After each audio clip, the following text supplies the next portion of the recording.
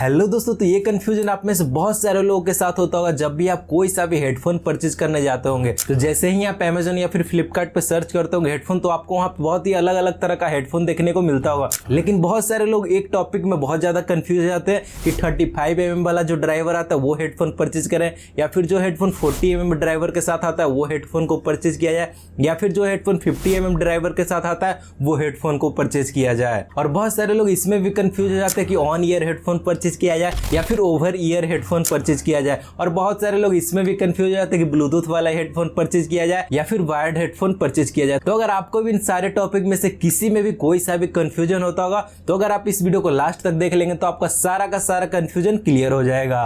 तो सबसे पहले बात कर लेते हैं, क्या ड्राइवर का साइज मैटर करता है या फिर नहीं करता है। तो उसका एक सिंपल सा आंसर है, कहीं कहीं पे ड्राइवर का साइज मैटर करता है और कहीं कहीं पे नहीं भी मैटर करता है। मैं भी आपको बताता हूँ कैसे। तो अगर आपको कोई भी बोले या फिर आप सोचते हैं कि जितना बड़ा ड्राइवर का साइज रहता है उतना अच्छा उससे आउटपुट मिलेगा, तो आप बिल्कुल गलत है। तो हेडफोन का जो ऑडियो का क्वालिटी होता है वो बहुत सारे फैक्टर पे डिपेंड करता है। तो जैसे कि उस हेडफोन को कैसे ट्यून किया गया है, या फिर उसमें जो कंपोनेंट यूज किया गया वो अच्छा कंपोनेंट यूज किया या फिर नहीं यूज किया गया, या फिर उसका बिल्ड क्वालिटी कैसा है, या फिर उसका कंफर्ट कैसा है, ये सारा का सारा मैटर करता है हेडफोन के साउंड क्वालिटी में। तो अब आप लोग पूछेंगे या फिर बहुत सारे लोग अभी सोच रहे होंगे कि उतना ज्यादा ड्राइवर का साइज मैटर नहीं करता है, तो ड्राइवर का साइज ही क्यों अलग अलग तरीके का आता है। तो अभी मैं आपको बताता हूँ कि ड्राइवर का काम क्या होता है हेडफोन में। तो बेसिकली जितना बड़ा ड्राइवर का साइज रहेगा उतना ही ज्यादा वो एयर को अपने थ्रू पास कर पाएगा या फिर पुश कर पाएगा। तो अगर मैं इसको सिंपल वर्ड में बोलूं तो जितना बड़ा ड्राइवर का साइज रहेगा तो उतना ही ज्यादा उससे लाउड साउंड प्रोड्यूस होगा। तो जितना ज्यादा जो हेडफोन का ड्राइवर रहेगा वो एयर को पास कर पाएगा या फिर एयर को पुश कर पाएगा, उतना ही ज्यादा लाउड साउंड जो है प्रोड्यूस कर पाएगा आपका हेडफोन। तो अभी बहुत सारे लोगों के मन में ये भी डाउट आ रहा हो कि अगर ड्राइवर का साइज जो बड़ा रहेगा तो उससे एक्स्ट्रा बेस भी प्रोड्यूस होगा। तो मैं अभी आपको बता देना चाहता हूँ कि आप यहाँ पे भी बिल्कुल गलत है। तो यहाँ पे भी वो सारे के सारे फैक्टर डिपेंड करते हैं जो भी मैंने आपको कुछ देर पहले बताया, जैसे कि उस हेडफोन को किस तरीके से ट्यून किया गया है, उसका कंफर्ट लेवल कैसा है, उसका डिजाइन कैसा है, या फिर उसमें जो कंपोनेंट यूज किया गया वो किस क्वालिटी का यूज किया गया है। तो आपने बहुत बार ऐसा देखा हो, कोई हेडफोन जो 40mm ड्राइवर के साथ आते हैं वो आपको बहुत ही बेटर साउंड प्रोड्यूस करके देते हैं 50mm वाले ड्राइवर से। लेकिन ये तो हो गया कि ड्राइवर कैसे वर्क करता है, 40mm का ड्राइवर या फिर 50mm का ड्राइवर में क्या डिफरेंस होता है। लेकिन अभी भी आप लोग का ये वाला कंफ्यूजन क्लियर नहीं हुआ है कि 40mm का ड्राइवर जो आता है उस हेडफोन को परचेज करें, या फिर 50mm का ड्राइवर आता है उस हेडफोन को परचेज करें, या फिर 35mm का ड्राइवर आता है उस हेडफोन को परचेज करें। तो मैं तो आपको यही रिकमेंड करूंगा कि जब भी आप अपने लिए कोई सा भी हेडफोन परचेज करने जाएं तो उसका जो नीचे रिव्यू रहता है वहां पे आप जरूर जाके पढ़ें कि उसका बेस कैसा है, या फिर उसका आउटपुट कैसा है, या फिर आप यूट्यूब पे कोई सा भी उससे रिलेटेड वीडियो भी देख सकते हैं। इस बेसिस पे किसी भी हेडफोन को ना जज करें कि उसमें जो ड्राइवर का साइज यूज किया गया है वो बड़ा है या फिर छोटा है। तो आई होप कि मैंने आपका फर्स्ट पॉइंट जो है वो क्लियर कर दिया होगा। लेकिन अगर आपके मन में अभी भी कोई सा भी डाउट है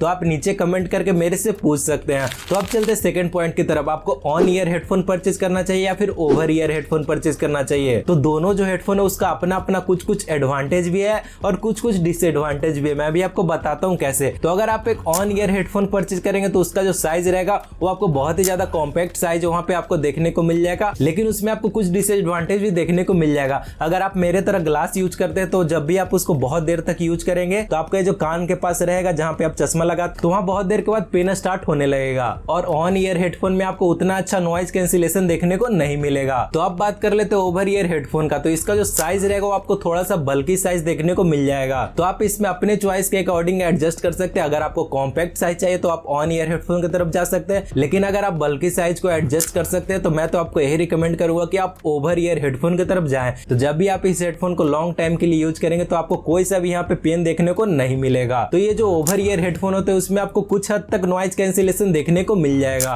और एक और बात मैं आपको बता देना चाहता हूँ कि आजकल मार्केट में एक नया तरीके का स्कैम आ गया है। बहुत सारे ब्रांड अपने हेडफोन का वो जो पहले से एग्जिस्टिंग हेडफोन है उसका एक स्पेशल एडिशन लाते हैं, जैसा कि मार्वल के साथ कोलैबोरेशन करके लाते हैं या फिर अलग अलग ब्रांड के साथ कोलैबोरेशन करके लाते हैं, और उसका जो प्राइस रहता है नॉर्मल हेडफोन से आपको थोड़ा सा हायर प्राइस पे सेल करते हैं। तो मैं तो आपको यही रिकमेंड करूँ कि आप उन सारे हेडफोन से दूर रहें, आप उसका जो बेस वाला वर्जन आता है उसी को ही परचेज करें और अपना पैसा बचाएं। तो अब हम लोग थर्ड पॉइंट पे आ जाते हैं, क्या आपको ब्लूटूथ वाले ईयरफोन परचेज करना चाहिए या फिर वायर्ड वाले ईयरफोन परचेज करना चाहिए, या फिर जो हेडफोन में दोनों आते हैं, ब्लूटूथ वाला भी सिस्टम उसमें रहता है, उसमें 3.5mm वाला जैक रहता है, उसको परचेज करें। तो अगर आप एक गेमर है तो मैं तो आपको यही रिकमेंड करूंगा कि आप वायर्ड वाले हेडफोन की तरफ जाएं। लेकिन अगर आपको म्यूजिक सुनना पसंद है तो आप उस हेडफोन की तरफ जाएं जिसका कि साउंड क्वालिटी आपको अच्छा मिल जाए, भले भले ही वो वायर्ड ईयरफोन हो या फिर ब्लूटूथ वाला ईयरफोन हो या फिर दोनों कॉम्बो वाला ईयरफोन हो। लेकिन अगर आप एक गेमर है या फिर वीडियो एडिटिंग करते हैं या फिर साउंड से रिलेटेड कोई सा भी काम करते हैं तो मैं तो आपको यही रिकमेंड करूँ कि आप वायर्ड वाले हेडफोन की तरफ जाएं,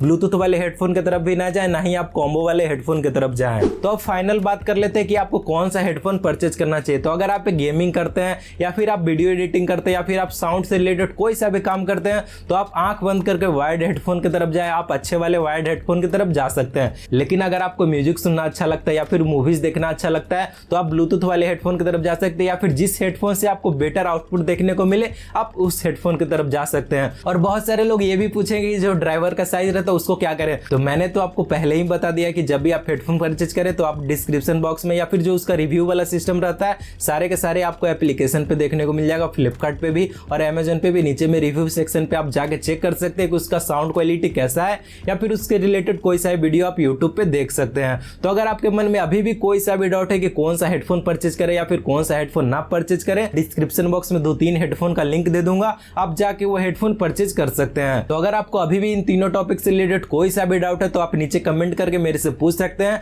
और अगर आपको ये वीडियो अच्छा लगा हो तो इस वीडियो को लाइक करें और चैनल को सब्सक्राइब करें ताकि मैं आपके लिए ऐसे वीडियो और बनाता रहूं। तो मिलते हैं आपको इसके अगले वीडियो में किसी नए टॉपिक के साथ।